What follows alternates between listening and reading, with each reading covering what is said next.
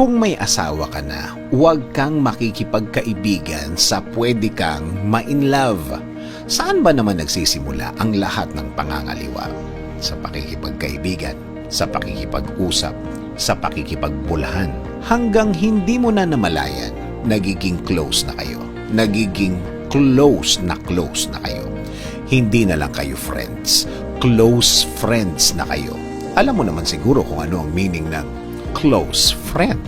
Noong una, na ikukwento mo pa sa asawa mo na nagkukwentuhan kayo. Pero yung mga sumunod, hindi na. Itinago mo na. Isinikreto mo na. Wala ka ng follow-up na kwento sa asawa mo. Dahil may guilt ng kasama ang ginagawa mo. And yes, alam mong mali. Pero, sige ka pa rin. Since na nagja-jive kayo, nagkakasundo kayo sa mga bagay-bagay sa buhay, ang dating simpleng kwentuhan na ito ay unti-unting lumalalim. Feel na feel mong nagiging iba na ang mga nagiging usapan nyo. Dati, by group kayo. Dati, may kasama pa kayo. Ngayon, iba na. Kayo na lang. Kayong dalawa na lang. Oo naman, feel niya din yan. Since na noon pa man may dating na siya sa'yo, hindi na naging mahirap ang maging close sa kanya. Mas personal na ang mga usapan nyo.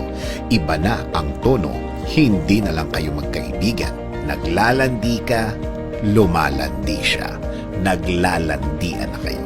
Huwag mong sabihin na nadadala ka lang ng sitwasyon dahil sa una pa lang, alam mo nang mali, lalo na ang mga sumunod na pagkakataon.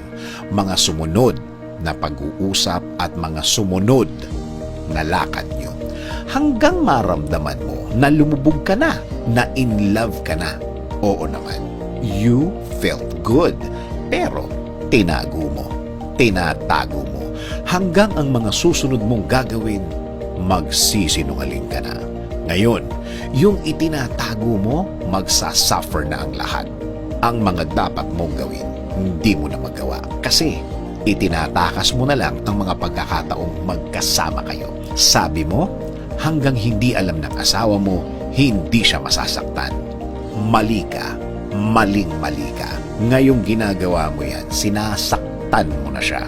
Kapag nalaman niya yan, sa tagal na itinago mo, doble, triple ang sakit. Sabay-sabay papatong sa dibdib niya yan. At kapag nabuko, babayaran mo ang lahat ng masasaktan mo mula sa pamilya niya. Kahit sa pamilya mo, masasaktan mo. Kahit ang mga batang walang kamalay-malay, masasaktan mo. Ang dating tahimik na pamilya mo, wasak na. Kahit ubusin mo ang dahilan o rason, i-justify mo man ang ginawa mo, wala nang maniniwala sa'yo. Kahit sino pa ang takbuhan mo, huhusgahan ka.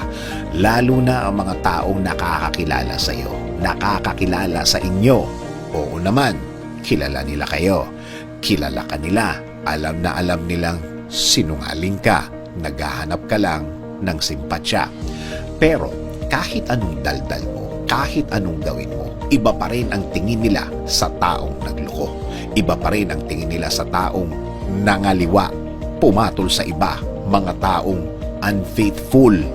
Ngayon, makikipagkaibigan ka pa ba sa taong pwede kang ma-inlove? Na-imagine mo na ba ang gulong idudulot sa'yo at sa tahimik mong pamilya? Ikaw na ang lumayo, ikaw na ang umiwas, ikaw na ang pumigil sa sarili mo. Oo, kahit wala pa kayong ginagawang masama, huwag na lang, kalimutan mo na lang. At kapag nagpigil ka, alam ng Diyos na nagpigil ka, nagkontrol ka, nakikita niya, naiintindihan niya. Lahat naman ng magandang ginawa mo, may katapat ding kabutihan. Nakikita niya kung gaano kalinis ang puso mo. Sabi nga sa Hebrews 13:4, marriage should be honored by all and the marriage bed kept pure, for God will judge the adulterer and all the sexually immoral.